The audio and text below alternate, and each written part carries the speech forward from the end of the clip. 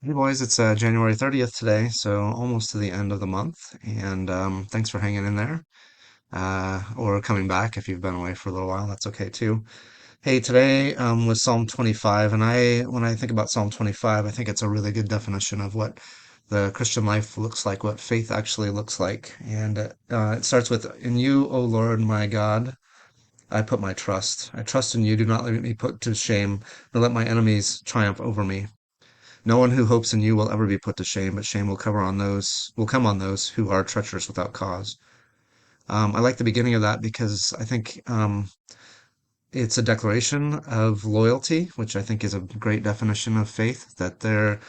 When we tell the Lord, "I will put my trust in you," it's our side of the covenant that we make with Him.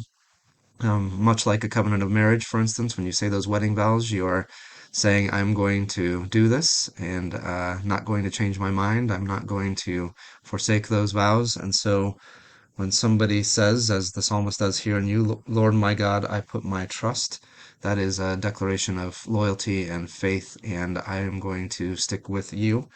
And then a little bit later, verse 4, it says, "Show me your ways, Lord. Teach me your paths. Guide me in your truth and teach me. For you are God, my Savior, and my hope is in you all day long."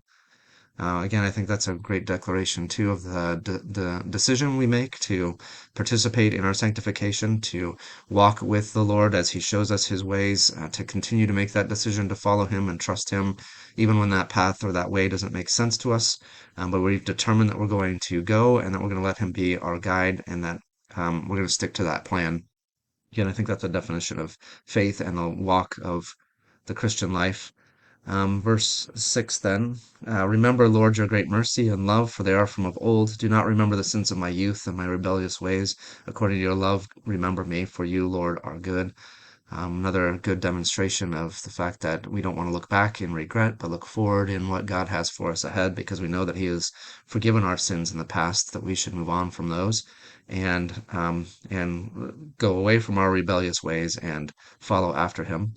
Then verse 8, "Good and upright is the Lord, therefore He instructs sinners in His ways. He guides the humble in what is right and teaches them His ways." I think there's no better description of a mature Christian than somebody who is humbly following after God, and that's what God does require us, right? To walk humbly after Him. And so humility ought to be a hallmark of the Christian life and of our lives as well. "All the ways of the Lord are loving and faithful toward those who keep the demands of His covenant. For the sake of your name, Lord, forgive my iniquity, though it is great." Also, I think a good definition of Christian maturity is understanding the depth of your sin and your need for forgiveness for that, and constantly coming up against the fact that you are in need of that forgiveness and of repentance, of turning back to Him in faith. Verse 12, "Who then are those who fear the Lord? He will instruct them in the ways they should choose. They will spend their days in prosperity, and their descendants will inherit the land. The Lord confides in those who fear Him. He makes His covenant known to them."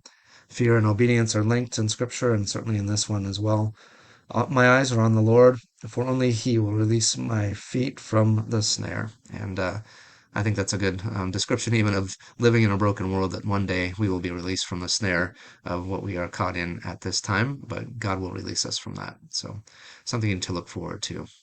All right, that's good for today. Psalm 25. We'll see you again tomorrow.